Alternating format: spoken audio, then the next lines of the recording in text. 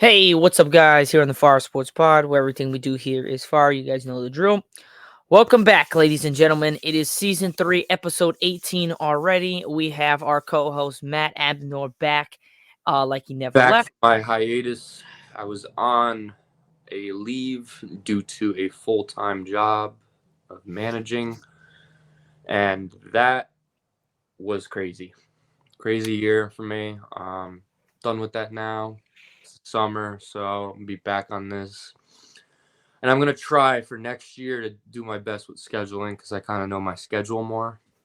So we That's could good. we could see if I can do it part-time during the year next year. That's good. So That's good. I could also talk about college basketball with you guys, and that will definitely bring some good content. That's good. That's good. But it's good to So, be back. Good to be back. yes, good to have you back. But if you guys don't know all as well, we are on TikTok Live right now. So if you guys can't join the show or get a listen to it, you guys should definitely join TikTok Live. But let's get right down to our actually 4 segments we're going to talk about. We got a pretty big show. We're going to condense it into a smaller show and try to get to all topics in a short matter of time. So not to mention, Matt is back.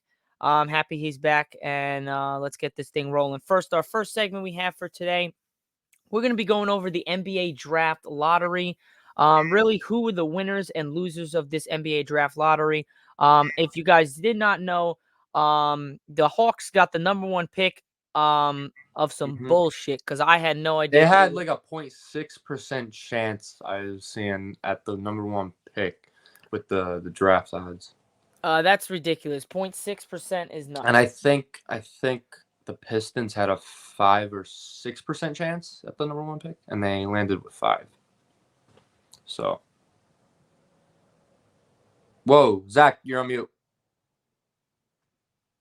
I don't understand how ridiculous this is. That the fact of the matter is that you could be 1.6% chance to get the number 1 pick in the draft, and the fact of the matter is you actually land the number 1 pick, which was ridiculous of how the Hawks get it. And it probably was the best thing for the Hawks in order to have a number 1 pick, because can they keep Trae Young and bring in another future star from the draft?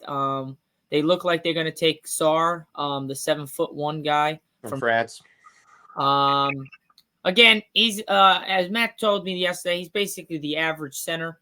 He's average NBA center height. Yeah, but I mean, if his skills are there, then his skills are there. But I mean, yeah. I think the average height for an NBA center now is I believe 6'11" or 7 foot. Yeah, so he's right around there. He's right around there. So yeah, we'll get into those details, as well as our second segment. We'll be going into the NBA playoffs so far. We've had some crazy comebacks in these series. Denver has now tied it up. The Knicks have let the Pacers tie it up. Boston and Cavs are playing tonight, as well as the Mavericks and Thunder. So we'll see what happens with those series. And then we have the NHL playoffs, where the Hurricanes got an upset win over my Rangers over the weekend to stay in it. And then from there, we'll go over some college football. We have Urban Meyer blasting the NIL deal. And we also have, as of cheating, he says that that's cheating. And people have mixed emotions about that.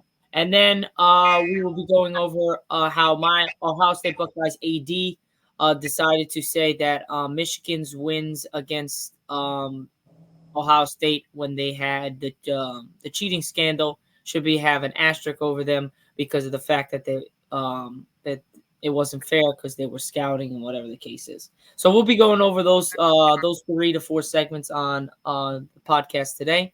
But let's get right into it. So first up, we have the NBA draft. The draft was NBA draft lottery, I should say, be specific. Yeah. Now, the winners and losers, you have to probably go with the Pistons because the Pistons were probably going – I thought the Pistons were going to – they had the worst record. I was thinking they were going to get a top 3 pick. Yeah, at least a top 3 pick. I was hoping for But they found themselves at 5. Yeah, I don't know what happened with that. But while fans of the NBA playoff teams live and die with every bounce of the basketball, during the month of May, fans of non-playoff teams live and die with every bounce of going people's Going off the ping pong balls. We need to look forward no further than the emergence of Victor Wembanyama to see how landing the top pick in the NBA draft can quickly change the fortunes of a franchise. On Sunday, we found out which teams Lady Luck smiled up on during the 2024 NBA draft lottery. In a massive shock, like we said earlier, the Atlanta Hawks bucked overwhelming odds to land the number 1 pick, followed by the Washington Wizards, Houston Rockets, and San Antonio Spurs. Now, here are the that Rockets pick was actually the Nets pick. Yeah, that's nuts how the Nets couldn't get that. I think that was given via KD trade. Via Brooklyn. Yeah, the KD trade probably. Because that's the only trade that they – oh, yeah, the KD trade, yeah, because they had the – They shipped off so many picks. Yeah, and they shipped off some players as well to get that. So, that is definitely Nets pick, and they traded them rights away to Houston, so it's Houston's. Yeah, that's definitely a problem. Well, that's definitely a problem for the Nets because they could have had a top 3 pick instead of now being outside of the top 14. Zack, do you want to go over the order? Yeah, I'm going to be going over the order in just a second. But yeah, guys, don't forget to share the live as well as give me a follow and drop a comment when you guys are on here. Let's talk some basketball right now. So let's go over the order from 1 to 14. Matt, we had Atlanta, Washington, Houston, San Antonio, Detroit, Charlotte, Portland, San Antonio again. Yeah, Spurs did good this. Yeah, they did great. They have the 4 and the 8 pick. They have two picks in the top 10. That's nuts, and they already have Victor Wembanyama, so they better do right this draft. They could pair up someone like Donovan Clingan with Wemby, have him play power forward at 7 feet tall. Yeah, that's scary stuff. That's coming out of UConn, and you got Wemby, who's Wemby. Everybody knows about Wemby. Not to mention Cole Kmet. You pair them in the paint. Nobody is scoring in the paint. Everybody's gonna have to shoot threes. Yeah, you also don't forget about Cole Kmet from Tennessee. Oh my God! If they pair him up with Wemby, oh, that's gonna be that might be a problem. But yeah, San Antonio. What do you think about Dillingham? Where do you think he'll end up? Oh, Rob Dillingham, that's my guy from Kentucky. I don't know, Rob Dillingham. I could see him ending up because the top 5's Atlanta, Washington, Houston. I could see him going to Houston or Detroit. I'd probably say he's gonna go to at the 3 or the 5 because those two teams need kind of like a real guard, like a backcourt type of guard to fit in with Jordan Poole or who's the point guard for the Rockets? Jalen Green. Yeah, Jalen Green's really not a point guard, so yeah, I would agree with that. But I don't think Rob Dillingham's gonna start. And you pair him up with someone like Cade, you're giving Cade some real help on the backcourt.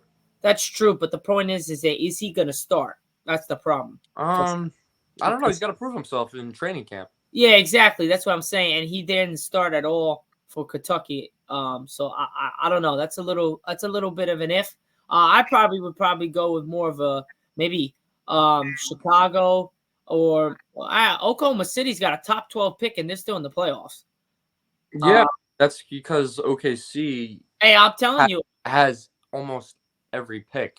Yeah, I wouldn't be surprised for the next 15 years. I think.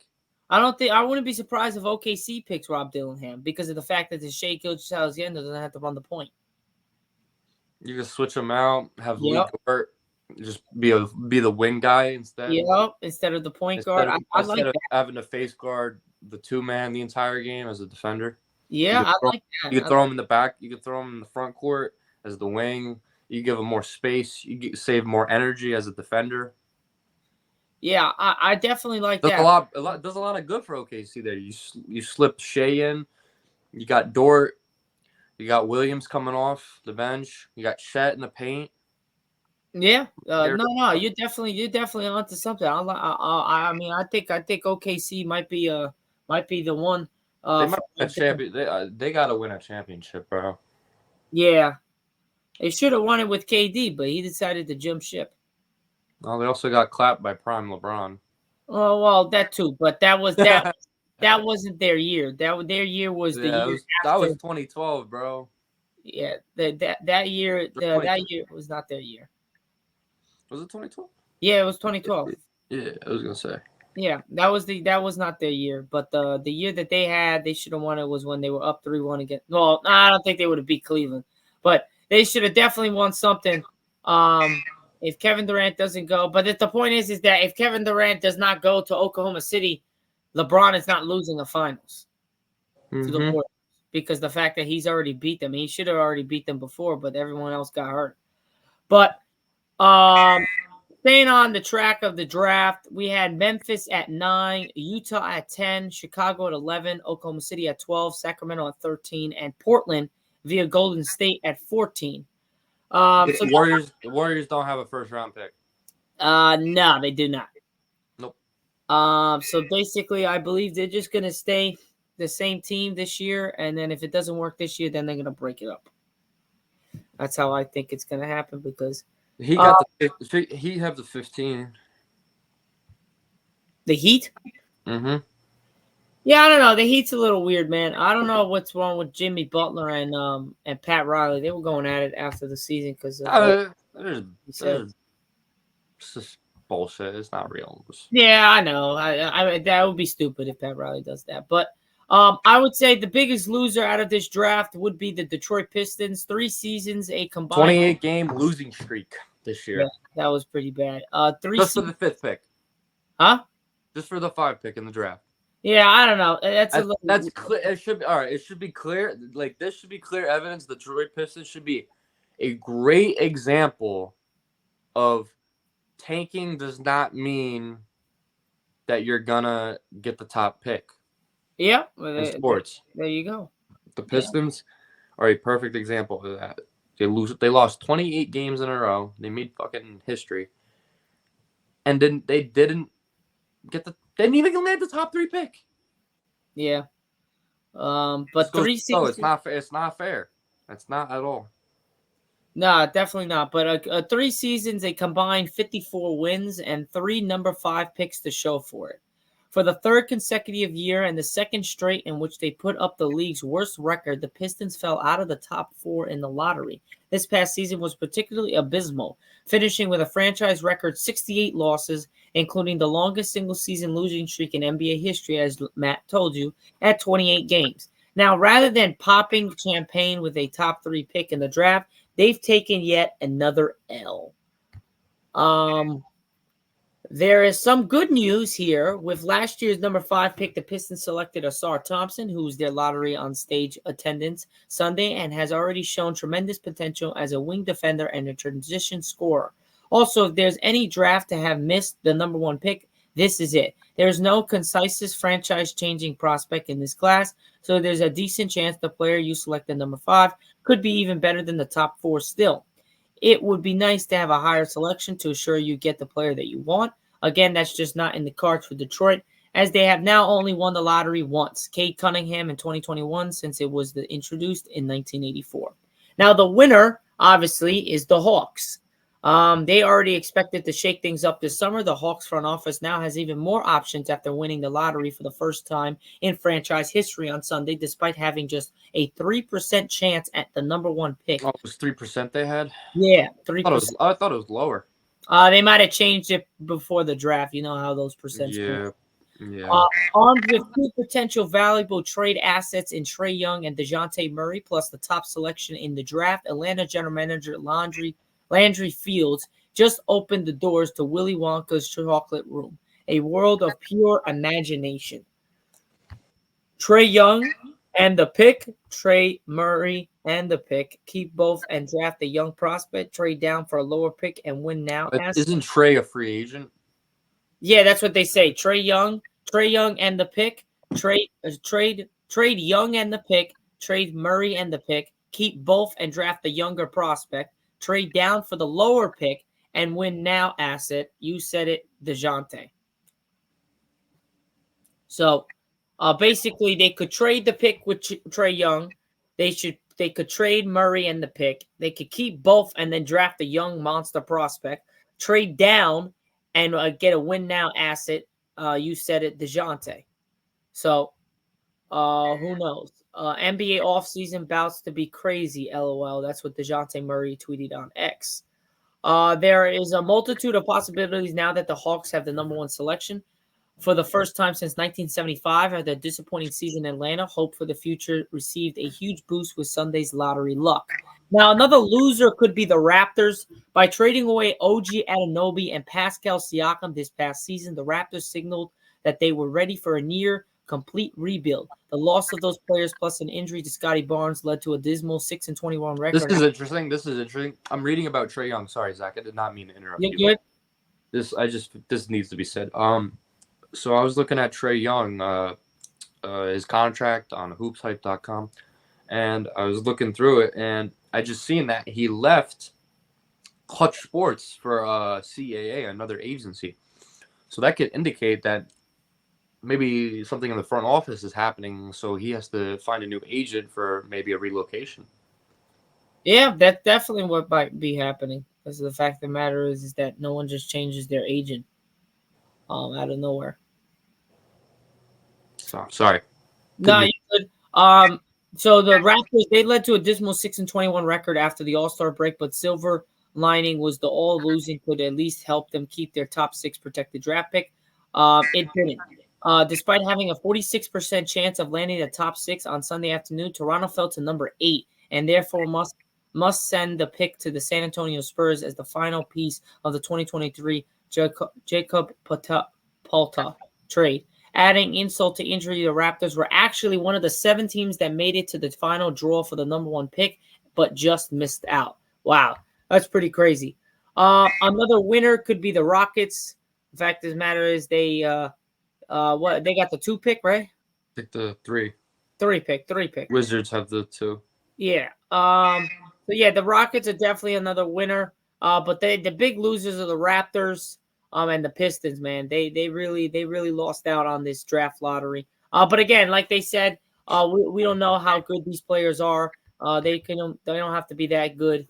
And they could still be the top 5, top 6 could still actually be much better than the top 4.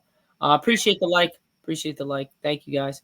But yeah, let's we're gonna be moving on. Any last thoughts, Matt, on the draft lottery? No, we just gotta wait for the actual draft itself. We gotta see, who the top 15 is gonna be, who teams end up getting, and also see if teams trade away anybody. Yeah, that's pretty much what you got here. That's pretty much it. I had the honors of last year of attending last year's draft. I had a rough experience, not because of the draft, but because of other implications that happened at the draft. I don't want to get into details, but I had the draft itself was good. I had the honors of seeing Wemby get drafted. That was crazy. He is way too tall in person. I can see why his nickname is the Alien. Yeah. So like I said, we got to look towards the 2024 NBA draft. I went last year. So, last year was a stacked draft in terms of, Wemby alone. But everybody's saying that this draft is going to be weak. I disagree. I disagree a lot about that because usually when there's a draft and all these so-called analysts say that, oh, this is a weaker draft class, like there's not going to be much NBA talent that's going to flourish. That's never the case because there's always a bunch of diamonds in the rough that shows up. You just look at the past. You could look at Draymond Green, Nikola Jokic, all these guys, Terry Rozier, all these guys. These guys were not expected to be top 5 picks, top 1 picks, and yet they made an impact. Yeah, and we're looking at Jokic as a 3-time MVP. Exactly. Jokic is a perfect example. He had Taco Bell commercial going on, and he was taking a nap while he got drafted. Yeah, exactly. So we'll be moving on from the NBA draft and just the NBA in general, but we are not moving far from it. We are going right now into a deep dive into the playoffs, a quick little segment on just how the series are going. I will share my screen for this so you guys can see what the hell I'm talking about. So let's get right to it. So first, initial thoughts. For me, the playoffs, I think this playoffs have been one of the best playoffs, and I'm saying this without having LeBron James, Steph Curry, or Kevin Durant in the playoffs. None of them got past the first round. So the fact that I'm saying this is one of the best playoffs I've seen in a while, it just shows you how good the teams are. The level of talent the NBA holds now is It's not the same as it was 5 years ago. No, definitely not. Definitely not. The talent is totally I different. would say probably 20 to 25 teams are legitimate contenders. Yeah, definitely, without a doubt. So here's the bracket here. Right now we have a 2-1 series lead. That Dallas holds over the Thunder. This is our last game in Dallas. We have tonight at 9:30 p.m. Eastern time on TNT. I'm gonna personally think that the Dallas Mavericks will win this game. And I think you think Dallas is gonna go up 3-1? yeah, I think they go up 3-1, and then Thunder win back. I don't know. It's like weird with the Mavericks Thunder series because like you got Luka, who's somewhat young but also somewhat experienced in terms of the playoffs now, and then you got Kyrie, who's obviously been in the league for a while. He's the older star player, and then you have the youngest, like pretty much the youngest team in the league. Yeah, they are the youngest team in the league. So OKC Thunder. That's why I don't think they're getting past this So round. It really comes down to whether the veteran experience with the Mavericks kind of takes over late in the game, or if the young energy from the OKC Thunder is too much for the Mavericks to keep up with. Yeah. For me, I think the X factor for this series, I said before, was supposed to be Jalen Williams. Call. Yeah, no, it's my grandfather. Sorry. I think the X factor for this would probably be the Jalen Williams for the Thunder, but the Mavericks, the X factor is PJ Washington and Daniel Gafford. Yeah, Daniel Gafford. I don't know if you guys remember earlier in the season, he almost broke Wilt's record for consecutive shots made. I think he was 2 or 3 shots away from breaking it, consecutively scoring, not missing a shot. So that just explains the type of player Daniel Gafford is, consistency, and that is why the Mavericks are good. And I don't understand why people haven't noticed this season with Daniel Gafford and the Mavericks. His role has been pivotal for the playoffs, the regular season, and just the team chemistry and success that the Mavericks have been doing. And he needs his credit. Yeah. Definitely. But the Mavericks, for me, I think Mavericks win this game, go up 3-1. Thunder win at home, and the Mavericks close it out in Game 6 at their house. And then they move on to the conference finals, where they will play the Timberwolves. Even though the Nuggets have come back and tied the series, I do not think the Timberwolves are going to fold and absolutely just best defense in the NBA. Yeah, well, it's not looking that good for the last 2 games. They got absolutely hammered the last 2 games. Even though last night was a close one, it really wasn't. It was a much bigger blowout for most of the game, except for Cat's got to show up more. Yeah, definitely. But the Timberwolves. I understand. Yesterday was a really rough day for Cat, but at the same time, you got to play a little bit better. Yeah, no doubt. Timberwolves Nuggets tied 2-2. This game will be happening on Tuesday, 9:30 p.m. Eastern time. 10:30 p.m. Eastern time on TNT. I'm going to take the Timberwolves winning the next game, and I think they close it out in 6. I got Timberwolves winning 2 straight games, 1 in Denver and then 1 back at home. I don't think they push it to 7, because if they push it to 7, the Nuggets are going to win. So I have Mavericks and Timberwolves in the conference finals. Moving on to the East, Celtics Cavs. Celtics up 2-1. This is the last chance for the Cavs to make this a series. If they do win this game, the Cavs, then this will go to Game 7. If the Celtics win this game, it is going to end in 5. I said the Celtics were going to win in 5. So I'm going to probably stick with it. I would love for the Cavs to win because I hate the Celtics. So I would love the Cavs to beat. I don't think anybody except Celtics fans likes the Celtics. Yeah, I don't really give a shit about the Celtics, but But reasonable, if I was a better, I would take the Celtics in 5 games and winning this one tonight. So I'll have Celtics in the conference finals, and then I would have, even though the Knicks have folded the last 2 games, I think they still win in 6. I think they win 2 straight back at the Garden, and then they finish it out in Indiana. What's up, Chris? How you doing, bro? Pacers, Knicks. Like I said, I think Knicks close it out in 6, and I think it's a Knicks versus Celtics conference finals, Timberwolves versus Mavericks conference finals, and we will see who gets the upper hand to go to the finals. But my finals is going to be probably Timberwolves Celtics on a safer bet. If you want to go safe, I would go Timberwolves Celtics. What I really would like to see is Timberwolves Knicks. I think we all want to see that. But I don't know.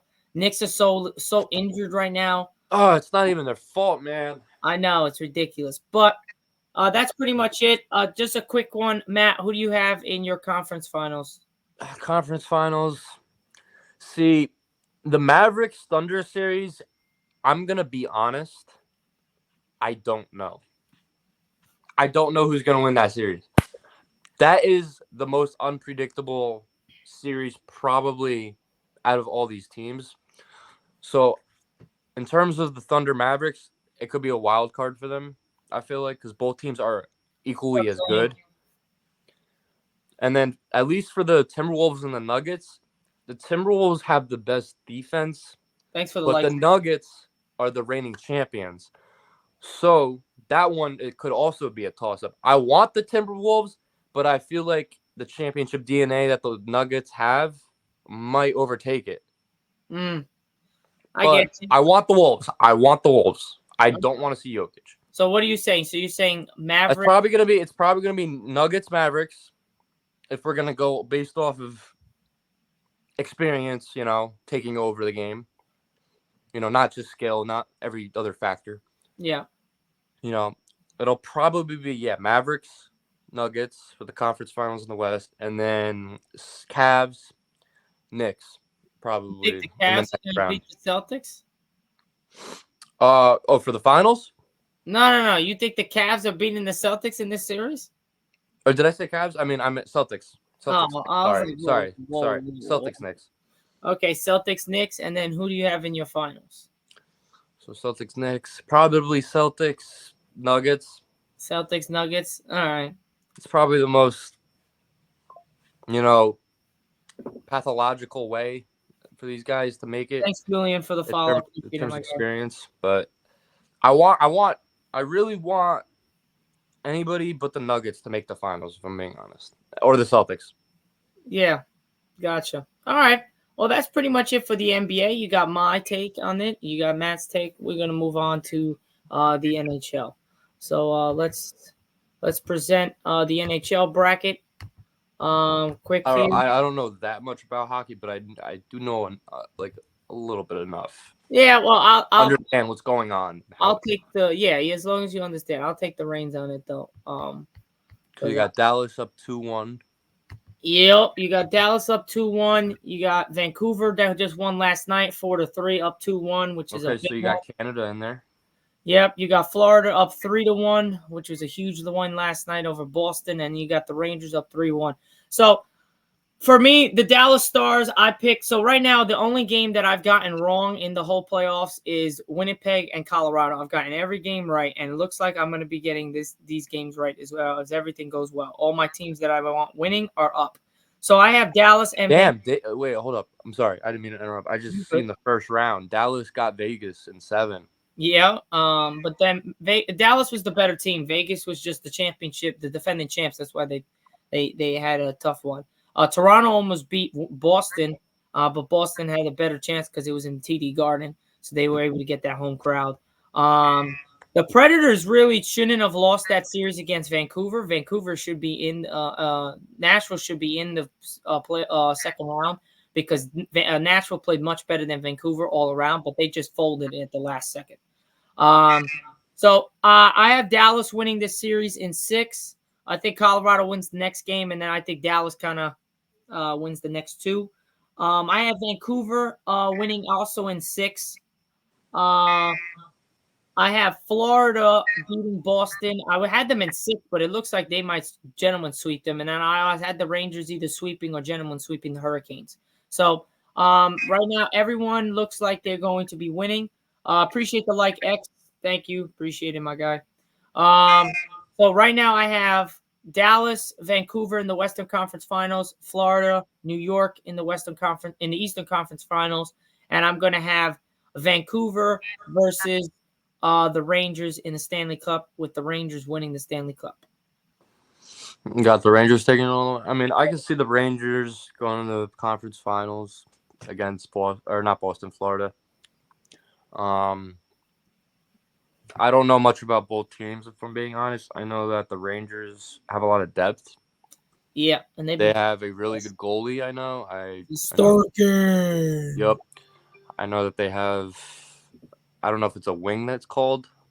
Yeah, they have a I know that they like run this. I don't know if it's a formation, what it's yeah, called. I don't know the terms. I won't lie. But I know the way that they set things up for their offense or for their defense in terms of the Rangers, it's very, very strong in yeah, terms of the rest of the league. I've come to understand about the Rangers. yep. They And also then Vancouver, I don't know much about. I know Dallas is good. I know they have a really good defense. yeah, they got one of the best defenses. They got one of the best defenses I've heard. I am a hockey casual. I won't lie. I'm a Devils fan. Yeah, we hate them, guys. We hate them. How could you turn on your own state? I can't. How? One. How? Hold on. One, the Devils were this close to being. I believe it was Tennessee or Nashville. Well, it's the same shit. Yeah, I know they almost got sold off. Yeah. So to be honest, no one would be Devils fan. Everyone would be fucking Rangers fans if that was the case. Well, we stayed, and we have Stanley Cup championships.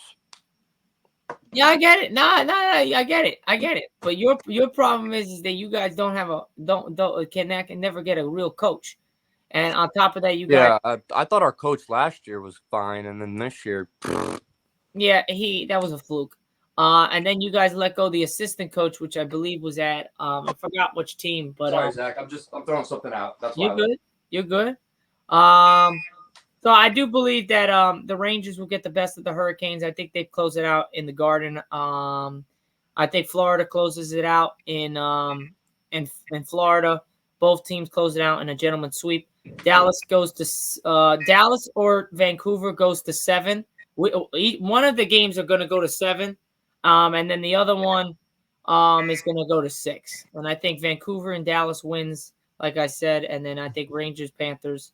And then we'll see who the better team is in the East because the Panthers did beat the Rangers every game this season. So we'll see how well the Rangers do against the Panthers and can they capitalize. But Igor Shesterkin has been amazing. Panarin has been great. Trocheck has been great. Kreider has been great. Trouba has been fantastic. Lempe has been great. Lafreniere has been amazing this series against Carolina. And I mean, you got guys all around that have just been fantastic. AKA the Breadman, which is a team in Panarin. Definitely, probably, other than Igor Shesterkin, if we do win it, might get the MVP of this whole freaking thing. Because I think but Trocheck has been a strong power dark horse for MVP for us if we do win it all. But yeah, final thoughts, Matt, on the NHL playoffs as we move on. Hockey's entertaining. I mean, these guys are gonna battle and bleed on the ice if they need to. I think Dallas. It's probably going to be a Dallas Stars Rangers Stanley Cup. That's kind of my prediction, but I obviously could be wrong because I am a casual. But yeah, I could see the Rangers maybe taking it all the way. I've heard a lot of good things about them in recent history, recent success. So, yep. But our Devils got them last year. Yeah, well, your Devils got them, and then you guys are sitting home watching them kill.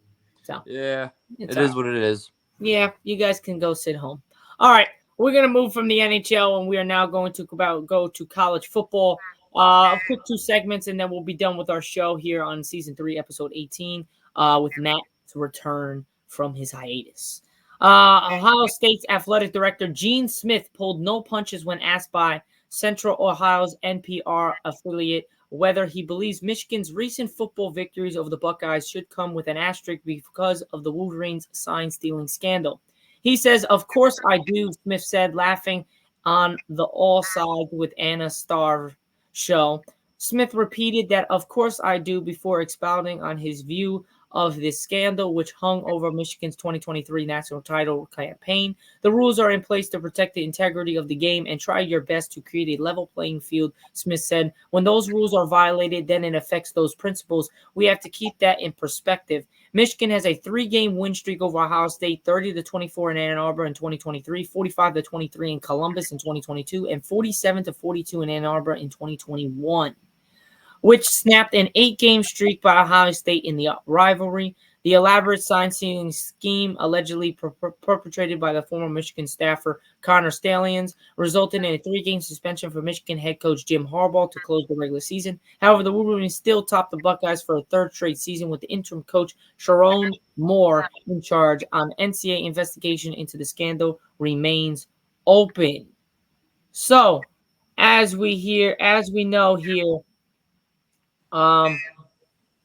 I don't know. Ohio State has been known for some crazy things.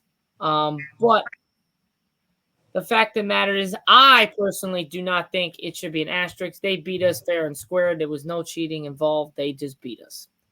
I don't want to hear anything of, oh, well, they should this, they should that. The better team won, and we all know it. That's why this guy came out and saying this, because he knew the team was not as good as they used to be. We have every other position that we lacked in recent years. Now, like the defense sometimes, the running back. Now we had everything. We just missed the quarterback last year. Had everything. Maserati, Marvin Harrison Jr., we had everybody. We just missed the quarterback. And that's sometimes what's happened. So we have to do some due diligence and get back to where we used to be. But the fact of the matter is, it is what it is. Any thoughts on the Ohio State quick? Not so we can get moving on to our next and last segment. I mean, scandals like that are always weird because usually it involves the FBI. So it depends on how serious it is, I guess, in terms of, Ohio State's athletic director doing things against NCAA policies, regulations. Because, well, I did a little research on a certain someone, and the way that the NCAA kind of rules out these investigations is, yes, that they, what typically happens is that the school will if they find that the person was wrong for the scandal, they'll put the person on a, on a permanent leave or a temporary leave at first with no pay, and then eventually they fire them. So that means that Ohio State's probably gonna have to look to a new athletic director. Really? Wow. I mean, that's if the investigation finds anything. It's an investigation. I mean, they have to find sufficient enough evidence against him, to say, oh yeah, you violated this, you violated these NCAA rights, oh, you violated the actual law here, you violated these statutes. So it really just depends on what really comes to shed into light from the investigation. Gotcha. And NIL is weird because it's a state law. It's not a federal.